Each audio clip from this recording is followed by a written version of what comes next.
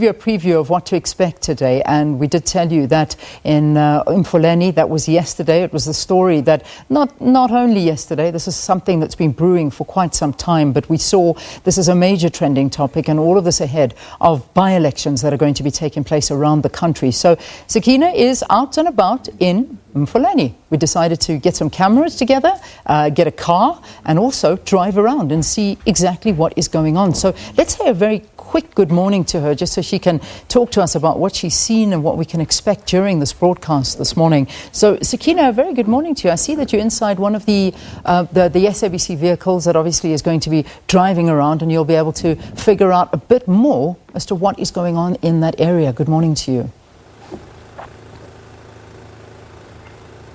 Indeed, Leanne, good morning to you as well, to all the viewers. And as you said, a major trending topic this has been for a couple of weeks now. And the young people in the Mfuleni municipality especially agitating against what they are experiencing as their daily lived experience. And we came out here this morning. We are currently in Rustafal. So we came through on the R82, which is one of the main arterial roads linking Mfuleni municipality to Johannesburg, and past the area of Roshni, and that is of course what was during the apartheid era an Indian settlement, and still predominantly Indian occupied. And right next to it, literally divided by a road, is Rustafal, where we are today, which is predominantly still, as it was back during the apartheid years, a coloured area.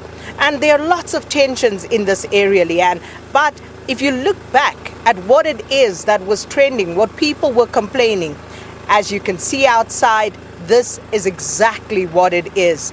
It's all the rubbish, the raw sewage spillage that is literally spilling onto the streets and back into people's homes. The stench, Leanne, and you wonder how people are expected to live like this on a daily basis. Now, if you remember, the South African National Defence Force was sent into Mfuleni after previous complaints about the sewer problem, where it was literally rolling back into people's yards and homes and seeping into the walls. Well, I can tell you that after the SANDF's intervention, there was seemingly some progress made, but we seem to be back to square one, where this is a common problem around the area. As you drive through the streets in some of the areas, if it's not the potholes, it is, of course, the raw sewer stench that hits you. And what we'll be doing is focusing in on some of the issues. And the municipality, as we know, is under administration once again for the second time since 2018. So what is going on? Yesterday, Rand Water had indicated that they will be supplying 20% at times of water to the Mfuleni municipality, and that's because the municipality has failed to honor their payment agreement with that entity. Similar problems with Eskom.